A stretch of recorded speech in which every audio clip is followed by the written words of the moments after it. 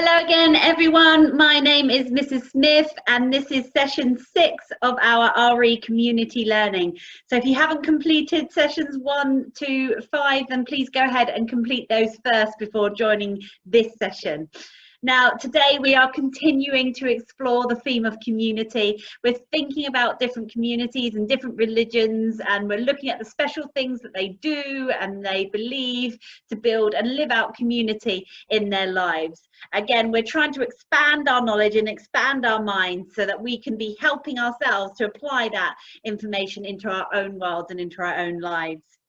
Think back to session 4 and 5 and get out your little helping hands here.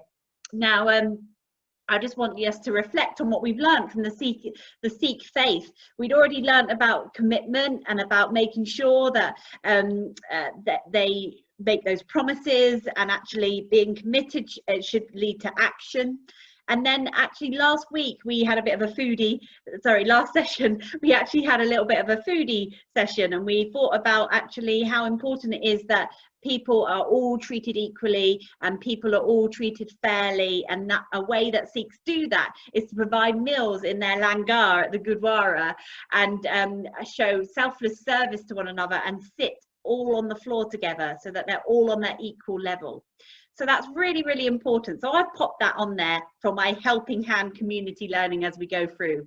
Hold on to this because we will be adding to that hand today or in this session. Now, I'm just going to share with you what you need in today's session. In today's session, you will need 4 pieces of paper, lined or plain again, at least one pen or pencil, colours if you'd like, and your helping hand from the last session that we've already talked about today. So pause the video here and go and collect those items. Thank you for getting those. Right, today we're going to start our session by doing another game of Would You Rather. Now remember, Would You Rather is a brilliant game to play because it gets us thinking and giving reasons for why we've chosen that particular one and not another one. So they can be silly again. Let's see what Mrs. Smith has got organised today. So here we go. I'm going to give you 3 scenarios. You have to choose one of them, but you have to give a reason for why you've chosen that. And if you'd like to play this game with the adults in your home, then please do, or even brothers and sisters if you've got them, because it's a really interesting discussion time and maybe something you could discuss over dinner later today. So here we go. Here are the different ones. So would you rather have the power to heal, have the power to fly, or have the power to know everything that a person is thinking? Pause the video here and have a think, remembering to think about your reasons as well, about which one you would choose.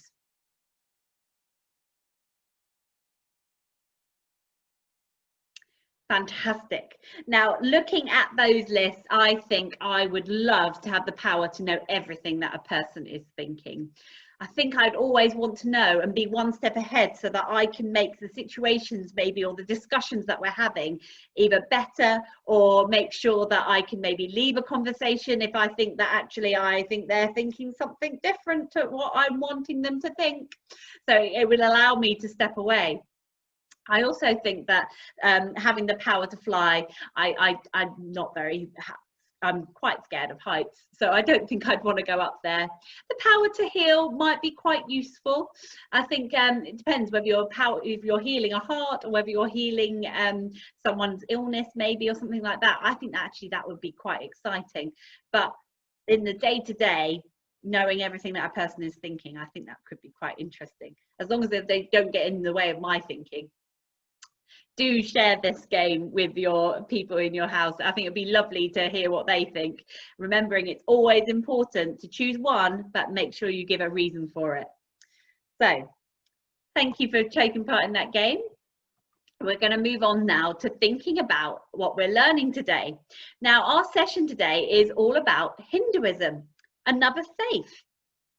And Hinduism is a faith that believes, or has a lot of beliefs in your actions having consequences. and they look at how actually living their life in a sense of, I know that if I put positivity into things, then I'm going to get positive things back. So we're going to think about how that plays in their community and how they relate to one another because of those beliefs and actions that they take. So first of all, we're going to think about some duties. Okay, that word duty, things that you have to do. Have a think about maybe jobs or tasks that your parents always ask you to do. Maybe it's tidying your room. Maybe it's go and walk the dog, feed the cat. Can you pop the dishes in the dishwasher? Have a think about some of those. Also, I want you to think about, have you ever felt about a time when you think that you have no time to do the thing that you want to do, but you're overburdened with all the things that you have to do? Have you ever found yourself in that position? At home or at school, you might have to maybe practice a musical instrument, or maybe look after a younger brother or sister, maybe complete a job for the teacher, like handing out books or carrying items for them. On your piece of paper, I would like you to choose a day, any day of the week. It could even be today. And I want you to list the duties that you have to complete that day, or you have completed on that day. Have a go now. Pause the video and write your list of duties.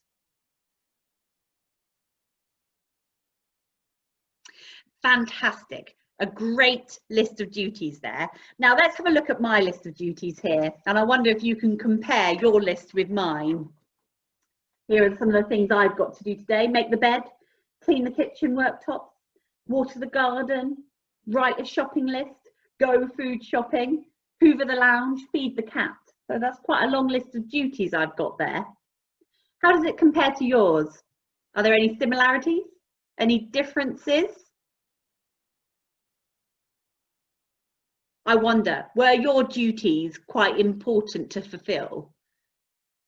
Have a look at my ones. If I didn't feed the cat, that would be really quite sad and disappointing for the cat, wouldn't it? It would be quite dire for them. So it's really important that I feed the cat. Going food shopping, also very important, because if I didn't do that, then we wouldn't have food to eat ourselves. Watering the garden, very important as well, with the sun, making sure that actually those that my plants and flowers can grow properly because of having the right amount of water. Some of them are quite important things that I have to do in order for things to live and to survive. Have a look at your list. Is it really important, some of those things that you've got to do? Now, I'm going to try and challenge you to write a list of duties of things that maybe one of your parents or your carers would have completed on that day. Maybe take this opportunity to speak to the adults that you live with and ask them what duties maybe they've had to fulfill. Did they have to do anything that's on Mrs. Smith's list? Pause the video here and write your list for what your parents or the adults in their home would do.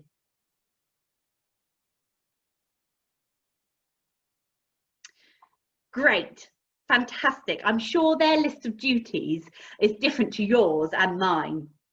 Now, do you think their duties are just as important? How are they different to your duties? Take a moment to think about this. Now, in Hinduism, many Hindus believe and follow 5 daily duties, which are known as the Pancha Mahayagnas. So I'm just going to share a screen with you looking at the 5 duties that they follow. So hopefully get away from our would you rather. Here we go. So these are the 5 daily duties that many Hindus follow. So we've got worship God at the home shrine or at the mandir, which is the place of worship for Hindus, using ritual, prayer or meditation. Number 2, study the scriptures. Number 3, contemplate teaching of the wise and the actions and the words of elders and ancestors. 4, provide food for humans or animals who are in need. And 5, serve guests with love, respect and reverence. Now, reverence means that you really honor that person. They would almost be treated like the queen or the king. It's not just respect, it goes a level higher, really humbling yourselves so that they can be put higher. Now, I wonder, what might a Hindu child and parent do during the day to fulfill these very important 5 daily duties? What are the things that they might do to make sure that they happen? What I'd like you to do is get a piece of paper, or carry on your piece of paper that you have, and I want you to choose 3 of those lovely daily duties on the screen. And I'm going to give you some sentence starters, and I want you to answer those sentences based on what we're learning about daily duties. So I've got something on the screen to help prompt us. So I've put the 5 daily duties at the top of the screen for you, and I've given you your task below, which is to choose 3 duties and complete the following sentences. So a Hindu might fulfill this duty by, and then saying what they would do. Why would it be a good action? So you say, this would be a good action because. Then I want you to think about you, what you might do. I could fulfill this duty by, and this would be a good action for me because. Okay, so we're really thinking about your actions having a consequence, and we're really thinking about some of the duties that you have to follow. So choose 3 of the duties and have a go at completing those sentences for them. Pause the video here to complete the task.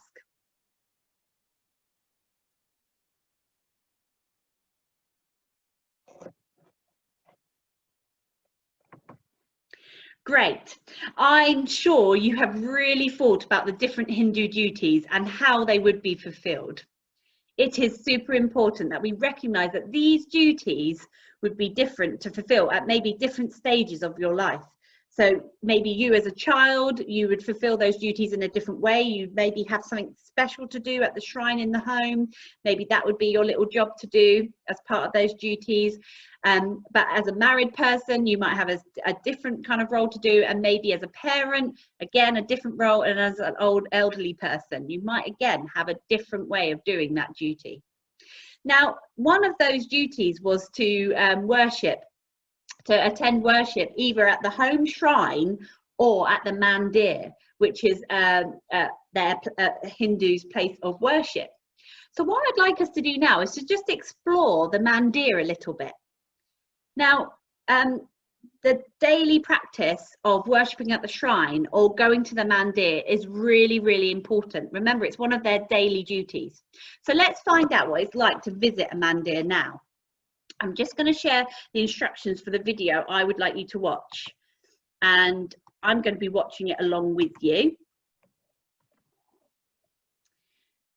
So here are the instructions. In a minute, we're going to pause our video here, then open a new YouTube window, type visiting a mandir, my life, my religion, BBC Teach into the search box, and then click play on the video that looks like the one I've put on the screen for you to see. There are lots of my religion, my life, my religion, sorry, BBC Teach videos on there. So make sure you select the right one. As you're watching the video, see if you can write down at least 5 things that you think are interesting or surprising or demonstrate living in community with others that we can learn from the Hinduism. So pause the video here and go and watch the video, and I will watch with you.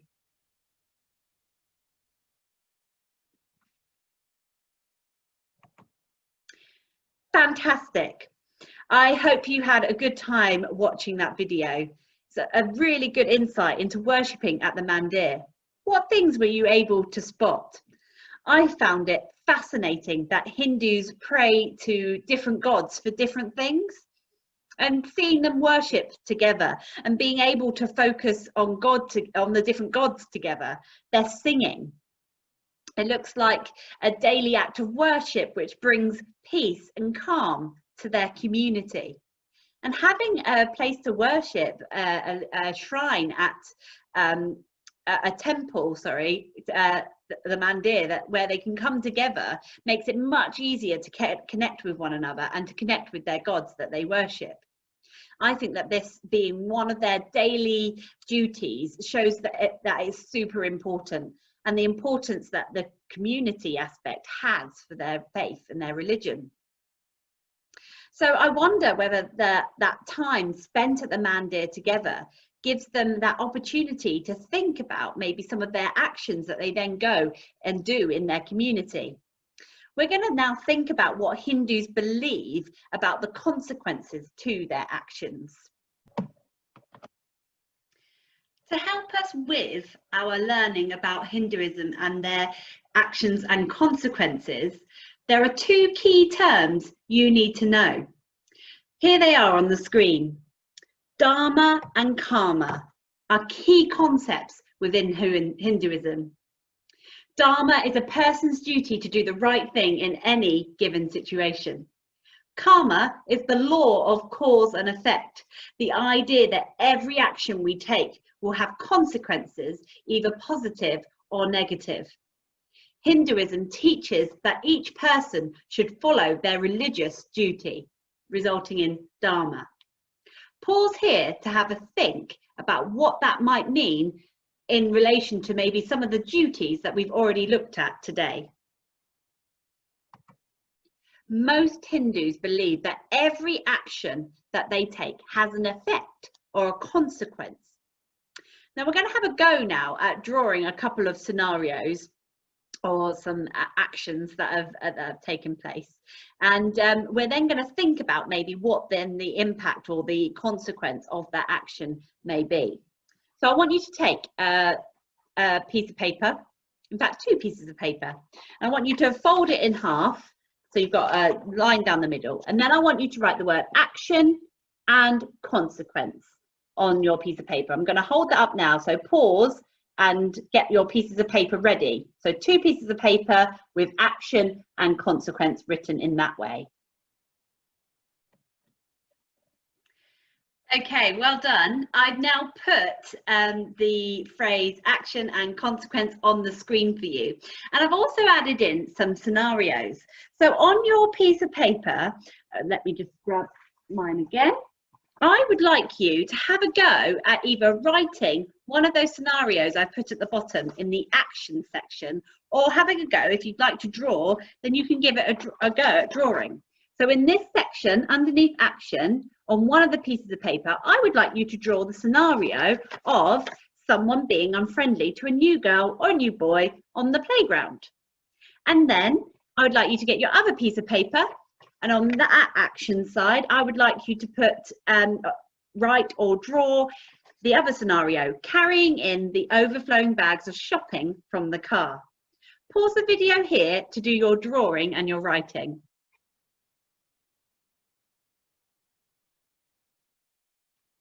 Now, have a think what happens next. We're going to have a go at drawing the consequence now.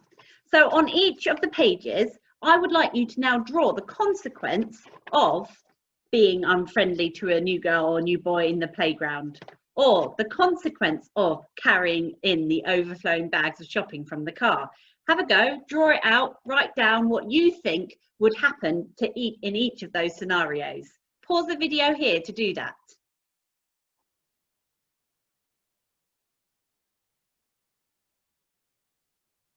Right, well done everyone. Now look at both of your actions and consequences that you have drawn. I wonder, do you think the consequence could have been different? What was needed to change the outcome in each of the actions that took place? Could it have been different? Does each action always have a good consequence, or does each action always have a bad consequence? Now I wonder, how might a Hindu who is following the 5 duties act in that situation, or in either of those situations? Now, I think that the 5 duties really help Hindu people to consider how they should behave towards others.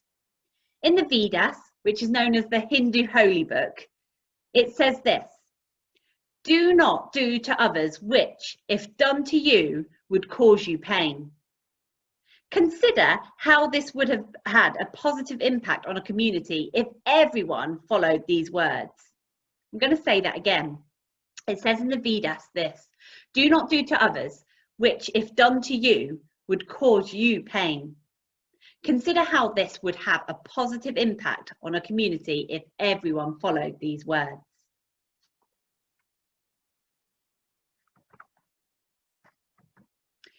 Great thinking, everyone. Well done. Now it's time for us to do some reflecting with our helping hands. Now, these hands have been helping us all the way through our community learning journey. So I want you to fill up the last one, the thumb of your helping hand now. Pause the video to write down any thoughts, any phrases from what we've learned from Hinduism in today's session that you think will really help us when it comes to learning about community, about living in community, and how we might respond in community. Pause the video here to write your response.